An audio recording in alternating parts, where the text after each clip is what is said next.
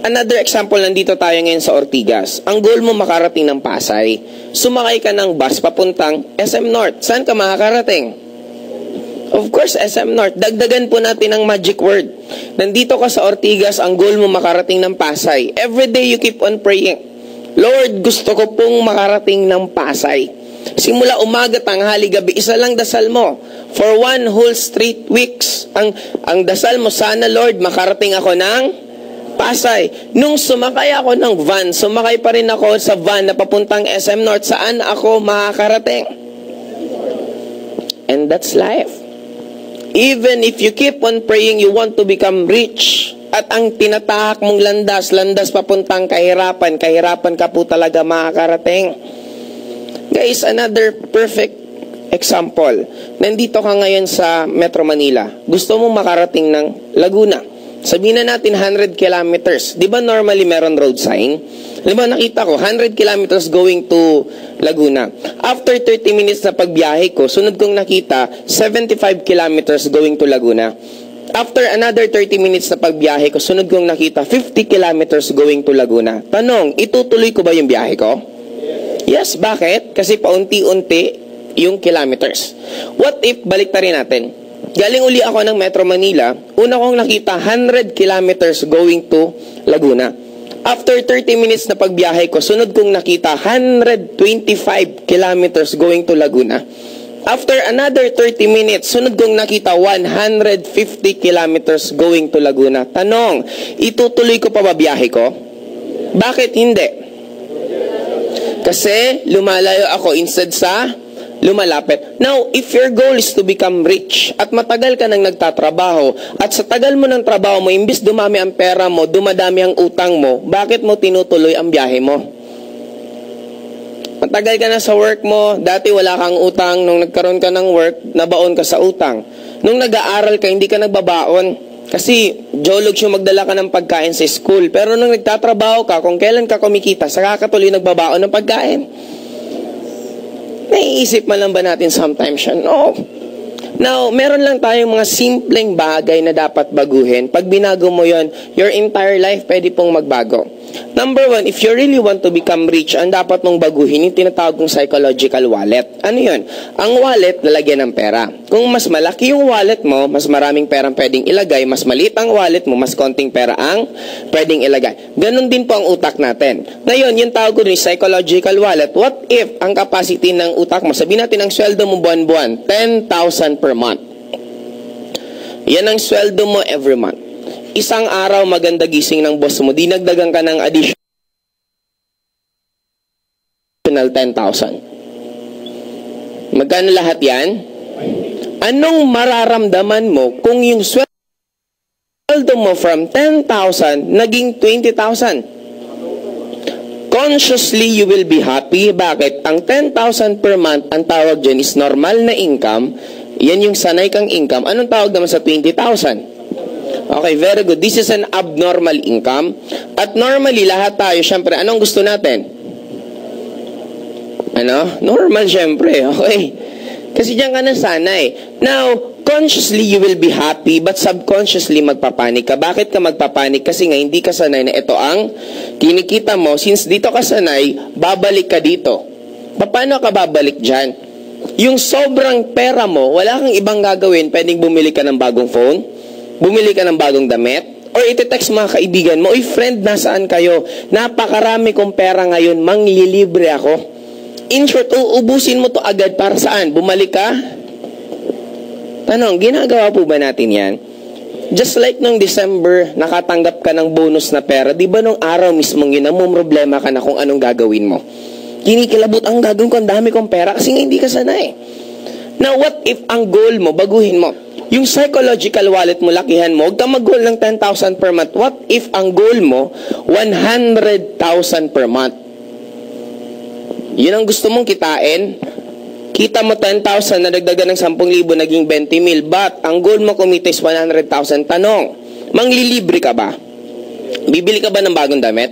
Of course not. Anong gagawin mo? Magsusumikap ka pa para yung kita mo umabot ng... In short, if you want to become rich, lakihan mo ng todo pangarap mo. Kung mangangarap ka rin lang naman, taasan mo na ng todo. Kung mangangarap ka ng kotse, Ferrari na, Lambo na, at least sumablay ka man, Civic, at least kotse pa rin. Di ba? Kaysa pangarap mo motor. Pag sumablay ka sa motor, ang babagsakan mo, munting bike, di ba? Bisikleta ang babagsakan mo. Okay, ngayon, guys, just like this, ito yung mga simple na dapat natin ayusin. Ang nag-a-abroad, bakit nakakaipon? Dahil ba sa dollar ang kinikita nila? No. Ang Pilipino, pag nag-abroad, nagbabago ang thinking. Pag kulang ang kita mo sa first job mo, naghahanap ng second job. Pag kulang pa ang kita mo sa second job, naghahanap ng third job. Sa Philippines, pag kulang ang kita mo sa first job mo, nagrarally. Tama mali? Sa abroad, pag merong ang sobrang pera, itatago, maghanap pa rin ng pagkakitaan. Sa Pilipinas, pag marami ang pera, ititigil ang mundo niyan, magiinuman yan, manglilibre yan, uubusin yan. Sa abroad, pag may libre kang oras, maghanap pa ng pagkakitaan. Sa Pilipinas, pag may libreng oras, uubusin mo pera mo. In short, yung knowledge mo or yung thinking mo sa abroad, kung dadalin mo dito, makakaipon ka rin. Just if you're working right now at gagawin ng part-time ang pag-i-aim global, guys, imaginein mo to. Kung yung sweldo mo ngayon sakto lang sa mga gastusin mo at ginawa mo yung aim global, ibig sabihin yung kikitain mo sa aim global, it will be your savings. Makakaipon ka rin kahit nandito ka sa Pilipinas. Okay? Maliban dito sa tinatawag kong psychological wallet na dapat lakihan nyo ng todo. Second na dapat nyong ayusin, napakarami po nating paniniwala na nagiging hindrance para tayo yumaman. Ano yun? Way back po high school, I'm already earning 8,000 per month. Just imagine, high school student po ako, kumikita na ako ng 8,000 per month. Paano ako kumikita ng 8,000 per month? Taga Bicol po ako, ang business po ng parents is mga jeep na nagpapasada. We have 6 units. Yung father ko is operator. Nagkataon ako po yung pinapakuha niya ng boundary. Meron isang driver na nag-offer sa akin. Sabi niya, Joseph, pautangin mo nga ako ng 500 pesos. Siyempre, ayoko. Kasi nga napakalaki ng 500. Kaya lang meron siyang sinabing magic word. Sabi niya, Joseph, pag pinautang mo ako ng 500, after 1 month, ang ibabalik ko sa iyo, 600. Magkano tubo ko? Guys, hindi po ako hipokritong tao. Kahit pagbentahin mo ako ng bra at panty, kung doon ako yayaman, yan ang ibibenta ko. Kasi para sa akin, mas importante po ang laman ng bulsa ko kaysa sa ganda ng tawag sa akin. Maraming pong tinatawag na manager, wala naman money, puro lang jer.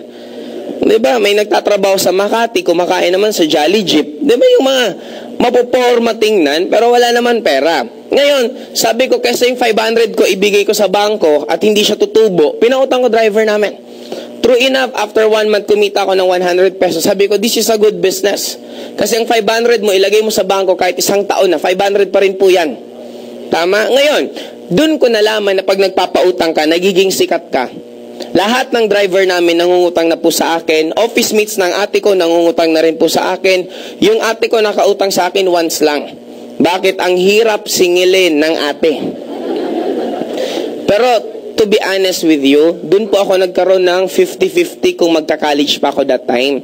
Kasi ang turo po sa atin lagi, mag-aral ka lang ng mabuti. Pag nakagraduate ka at matataas ang grades mo, gaganda buhay mo. Yung ate ko po, BS Economics, tinapos cum laude graduate.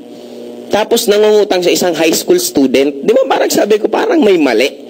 Kaya, look at the story short ulit, sa peak ng karir ko, may karir na ako, I'm earning 8,000 per month. Kaya lang, biglang meron akong na-meet na isang matanda. Sabi niya, Iho, tigilan mo na ginagawa mo. Kinabahan po ako kasi ang turo po sa akin, makinig, sumunod sa matatanda. Wala pong sinabing kumontra. Ang sabi, makinig, sumunod sa matatanda. Matanda po nagsabi sa akin. Sabi niya, Iho, tigilan mo na ginagawa mo.